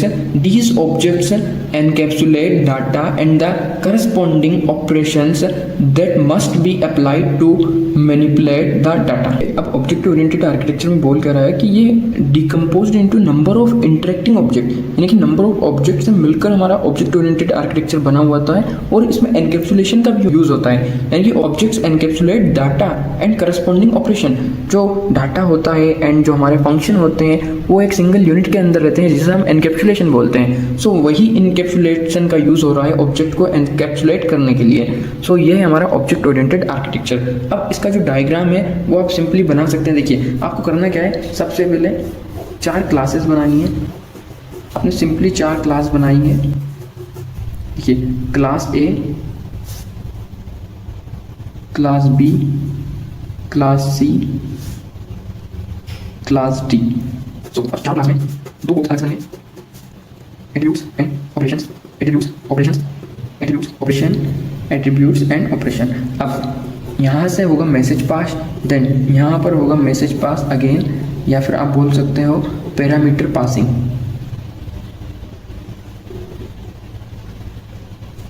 And यहाँ से again message pass and again message pass, message pass. So ये simple सा एक diagram है हमारा ऑब्जेक्ट ओरिएंटेड आर्किटेक्चर का। अब इसके बाद हम देख लेते हैं लेयर्ड आर्किटेक्चर क्या होता है। So in this style the system is divided into layers where each layer perform a specific functions और ऑपरेशन। अब भाई लेयर आर्किटेक्चर में क्या होता है कि हमारा जो स्टाइल है, हमारा जो सिस्टम है वो इस तरह की स्टाइल में होता है कि हमारा जो हर एक सिस्टम है वो अलग अलग लेयर में डिवाइडेड होता है और हर एक लेयर का एक स्पेसिफिक टास्क होता है, स्पेसिफिक फंक्शन होता है, यानी कि अलग अलग ऑपरेशन होता है जो खुद परफॉर्म करते हैं। अब देखिए outer layer is responsible for performing the user interface operation, यानी कि यूजर इंटरफेस ऑपरेशन हमारी जो आउटर लेयर है वो परफॉर्म करेगी, while the components in the inner layer perform operating system. भाई ऑपरेटिंग सिस्टम को कौन परफॉर्म करेगा, जो इनर लेयर में कंपोनेंट है। And intermediate layer perform utility services, जो यूटिलिटी सर्विसेज है वो इंटरनल लेयर के द्वारा परफॉर्म की जाए। सो यही है। एंड इसका सिंपल सा जो डायग्राम है वो आप देख सकते हैं। एक ये है प्रेजेंटेशन लेयर। अब भाई प्रेजेंटेशन लेयर क्या होता है, अब कोई भी एक प्रोडक्ट है, कोई भी सिस्टम है, तो उसका जो यूआई होता है यानी कि यूजर इंटरफेस होता है वो प्रेजेंटेशन लेयर में आता है, यानी कि उसे ही तो प्रेजेंट कर रहा है, यानी कि जो फ्रंट में सारी चीज दिखती है हमें वो होता है presentation layer. Then business layer and persistence layer. अब business layer and persistence layer क्या होता है, अब देखिए अगर आपने वेब डेवलपमेंट पढ़ा होगा तो उसमें देखा होगा HTML CSS जैसे, तो HTML CSS जो है वही आप मान लीजिए प्रेजेंटेशन लेयर। एंड जो बिजनेस लेयर है, जो पीछे का लॉजिक है यानी कि क्या एल्गोरिथम है, वो चीजें आती है हमारी बिजनेस लेयर में। एंड जो परसिस्टेंस लेयर है ये एक ब्रिज की तरह काम करता है, यानी कि इन दोनों के बीच में हमारी business layer and database layer के बीच में परसिस्टेंस लेयर एक ब्रिज का काम करता है, एक ब्रिज का काम करता है persistence layer. And database layer क्या करता है, डाटाबेस लेयर ये बताता है अगर हमारे पास एक डाटा है A, एक डाटा है B, एक डाटा है C, कि कौन किस टाइम पर कौन से डाटा को एक्सेस करेगा, इन चीजों की परमिशन देता है हमारा डाटाबेस लेयर। सो यही चीज आती है हमारी लेयर्ड आर्किटेक्चर के अंदर। एंड हमने सारे आर्किटेक्चर अच्छे से देखे, यानी कि हमारी जो आर्किटेक्चर स्टाइल जो टॉपिक है पूरा कवर हो चुका है। अगर यूनिवर्सिटी एग्जाम में कुछ भी क्वेश्चन आता है तो आई होप कि आप बहुत आसानी से कर पाएंगे। एंड हमने देखा कि ऑब्जेक्ट ओरिएंटेड आर्किटेक्चर क्या होता है, कॉल एंड रिटर्न आर्किटेक्चर क्या होता है, डाटा सेंटर्ड आर्किटेक्चर क्या होता है, डाटा फ्लो आर्किटेक्चर क्या होता है, एंड सभी के डायग्राम हमने बहुत ही अच्छे से देखे हैं। तो देखिए अगला जो टॉपिक है हमारा 3rd यूनिट का वो है डिजाइन मैट्रिक्स। अब देखिए वैसे तो अपनी यूनिट लगभग कंप्लीट ही है, लेकिन इसके बाद भी एक आध टॉपिक और बचा है जो कि हम बहुत ही जल्दी कंप्लीट करेंगे। सो देखिए अब बिना टाइम वेस्ट किए हम देख लेते हैं कि हमारा डिजाइन मैट्रिक्स क्या होता है। So design metrics are measurement used to evaluate the quality, complexity, size and maintainability of software design before implementation. They help identify design problem early. अब इसका क्या मतलब हुआ, हमारा जो डिजाइन मैट्रिक्स है एक मेजरमेंट है जो कि क्वालिटी को इवेल्युएट करने के लिए यूज होता है, यानी कि हमारा जो सॉफ्टवेयर प्रोडक्ट है उसकी क्वालिटी को इवेल्युएट करने के लिए हम डिजाइन मैट्रिक्स का यूज करते हैं, यानी कि उसकी क्वालिटी को मेजरमेंट करने के लिए यूज करते हैं डिजाइन मैट्रिक्स को।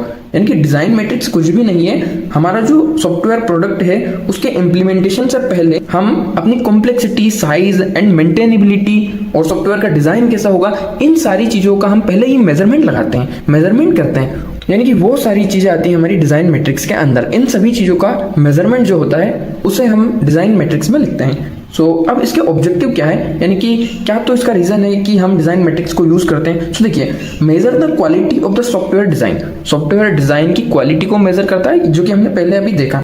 इम्प्रूव मेंटेनेबिलिटी एंड रीयूजेबिलिटी, यानी कि मेंटेनेबिलिटी एंड रीयूजेबिलिटी दोनों को इम्प्रूव करता है। देन रिड्यूस डिजाइन कॉम्प्लेक्सिटी, हमारा जो ओवरऑल सॉफ्टवेयर प्रोडक्ट है उसकी जो डिजाइन की जो अप्रोच है, यानी कि उसमें से कॉम्प्लेक्सिटी को रिड्यूस करता है। सीधी सी बात है, डिजाइन में कॉम्प्लेक्सिटी को रिड्यूस करता है हमारा design matrix. Helps estimate development effort and cost, अब सीधी बात है, जब वो कॉम्प्लेक्सिटी को रिड्यूस कर रहा है, रीयूजेबिलिटी एंड मेंटेनेबिलिटी को इंप्रूव कर रहा है, क्वालिटी का मेजरमेंट कर रहा है, इन सारी चीजों को जब हम करेंगे तो कॉस्ट जो है हमारी डेवलपमेंट के जो एफर्ट्स हैं हमारे, जो हमारी कॉस्ट है वो सीधी बात है कि रिड्यूस होगी ही। सो यही सारी चीजें आती है हमारी डिजाइन मैट्रिक्स के ऑब्जेक्टिव के अंदर। सो इसके बाद हम देख लेते हैं कि जो कॉमन डिजाइन मैट्रिक्स हैं वो क्या होते हैं। सो देखिए, वैसे तो बहुत सारे, लेकिन मैं अभी जस्ट एग्जांपल के लिए 2 ही लिए हैं। अब पहला है size matrix, measure the size of the design, design का साइज को मेजर करता है। एग्जांपल के लिए नंबर ऑफ क्लासेस, यानी कि हमारा जो सॉफ्टवेयर प्रोडक्ट है उसमें जो हमने सारा कोड लिखा है उसमें नंबर ऑफ क्लासेस कितनी है, कितने मॉड्यूल्स हैं, उन सारी चीजों को बताता है हमारा size of metrics. Then complexity metrics, अब कॉम्प्लेक्सिटी मैट्रिक्स क्या होता है, measure how complex the design is, यानी कि हमारा जो डिजाइन है वो कितना कॉम्प्लेक्स है उसे मेजर करता है। Lower complexity makes software easier to understand, सीधी बात है, अगर कॉम्प्लेक्सिटी कम होगी तो हमारा जो ओवरऑल सॉफ्टवेयर प्रोडक्ट है उसका जो इम्प्लीमेंटेशन, उसका जो कोड है वो समझने में हमारे आसानी होगी, यानी कि अंडरस्टैंडेबल होगा वो। That's all. अब डिजाइन मैट्रिक्स में और क्या आता है, इसका एडवांटेज और देख लेते हैं। वैसे बहुत छोटा टॉपिक है ये और ऐसा कुछ ज्यादा इंपॉर्टेंट भी नहीं है, पहले ही आपको मैं बता देता हूँ। इसके अलावा हमने जो देखे हैं, यानी कि हम जो आगे पढ़ेंगे और हमने जो पहले देखे हैं, SASD होता है, UML होता है, इन सारी चीजों पर ज्यादा फोकस करना है। सो अब हम देख लेते हैं advantage. Helps compare different design alternatives, improve software quality. अब भाई इतना सारा जब ये काम करेगा, यानी कि सारी चीजें पॉजिटिव है हमारे पास, तो सॉफ्टवेयर की क्वालिटी तो इंप्रूव होगी ही, बहुत कॉमन सी बात है। Makes software easier to test and maintain, यानी कि हमारा जो सॉफ्टवेयर है उसे मेंटेन करने में एंड टेस्टिंग में हमें आसानी होगी, यानी कि ये उन चीजों को सिंप्लीफाई करने में भी हेल्प करता है। यही सारी चीजें आती है हमारी डिजाइन मैट्रिक्स के अंदर। अब देखिए, बहुत ही छोटा सा टॉपिक था, इसलिए मैंने ज्यादा थ्योरी भी नहीं ली है। एंड अगर आपको लगता है एग्जाम में अगर क्वेश्चन आए, वैसे ज्यादातर ये क्वेश्चन नहीं आता है, अगर आए भी तो आप बहुत ही इजीली लिख सकते हैं, आपको एक ओवरऑल व्यू मिल गया। एंड यानी कि सारी चीजें आपने देख ली, यानी कि ये इनफ है इतना। एंड सो 3rd यूनिट का अगला जो टॉपिक है हमारा वो है structured analysis and structured design.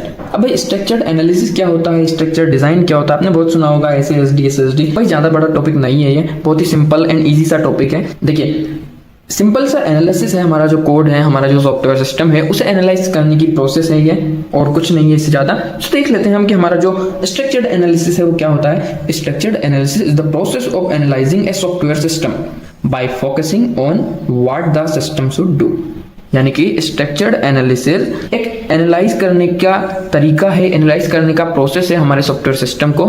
Bye focusing what the system should do, यानी कि सिस्टम को क्या करना चाहिए, उन चीजों को ध्यान में रखते हुए, उन चीजों पर मेन फोकस करते हुए हमारा जो सॉफ्टवेयर सिस्टम है उसे एनालाइज करने की प्रोसेस को हम स्ट्रक्चर्ड एनालिसिस कहते हैं। सो आप समझ गए होंगे कि स्ट्रक्चर्ड एनालिसिस क्या होता है। सो मेन गोल क्या है, understand specify the system requirement, system की रिक्वायरमेंट को समझना, यानी कि सिस्टम को क्या काम करना है, what system should do, system क्या काम करेगा, उन चीजों को ध्यान में रखते हुए हम SASD को इंप्लीमेंट करते हैं।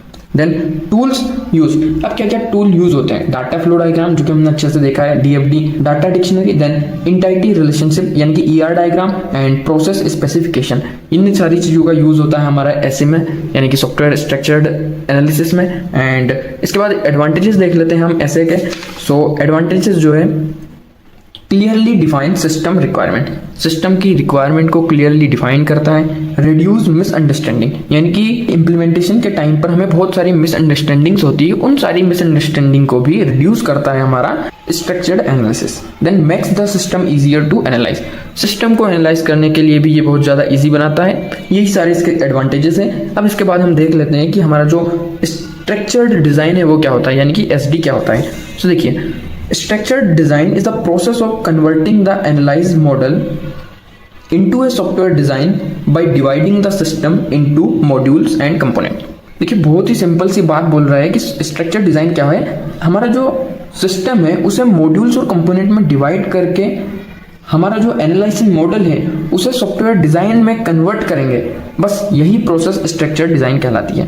यानी कि पूरे सिस्टम को कंपोनेंट्स में डिवाइड करके एनालाइज मॉडल को सॉफ्टवेयर डिजाइन में कन्वर्ट करना ही हमारा स्ट्रक्चर डिजाइन है। दैट्स ऑल, इससे ज्यादा कुछ नहीं। एंड मेन गोल क्या है? Decide how the system will be build. अभी हमने इसके मेन गोल की बात करी तो ये बताता है कि हमारा जो सिस्टम है वो क्या काम करेगा, उसका क्या फंक्शन है, उन चीजों पर बात करता है हमारा सॉफ्टवेयर स्ट्रक्चर्ड एनालिसिस। एंड हमारा जो सॉफ्टवेयर स्ट्रक्चर डिजाइन है वो किन चीजों की बात करता है? Decide how the system will be build, यानी कि सिस्टम को हम कैसे बनाएंगे, कैसे बिल्ड करेंगे, कैसे इंप्लीमेंटेशन करेंगे, उन चीजों पर बात करता है हमारा स्ट्रक्चर्ड डिजाइन। अब देखिए टूल्स यूज, क्या क्या टूल्स यूज होते हैं सॉफ्टवेयर स्ट्रक्चर डिजाइन में? स्ट्रक्चर्ड चार्ट यूज होता है, मॉड्यूल्स स्पेसिफिकेशन, इंटरफेस डिजाइन। यही चीजें हैं जो कि हमारा स्ट्रक्चर्ड डिजाइन यूज करता है। यही सारे टूल्स हैं जो कि स्ट्रक्चर डिजाइन में यूज होते हैं। अब इसके बाद इसके एडवांटेजेस देख लेते हैं, देन इसके बाद हम देखेंगे कि दोनों में क्या डिफरेंस है। सो हमारा जो एचडी है उसका जो एडवांटेज है, देखिए easier to test and maintain, test and maintenance में इजी बना देता है। And improves readability and reliability and हमारी जो रीडेबिलिटी होती है कोड की, उन दोनों को भी इंप्रूव करता है। यही काम करता है हमारा एचडी, यानी कि यही सारे इसके एडवांटेजेस है। अब इसके बाद हम देख लेते हैं कि दोनों में क्या तो डिफरेंट चीजें हैं, क्या क्या डिफरेंस है इनमें। तो देखिए सबसे पहले बात करते हैं हमारे एचडी की, ऐसे की।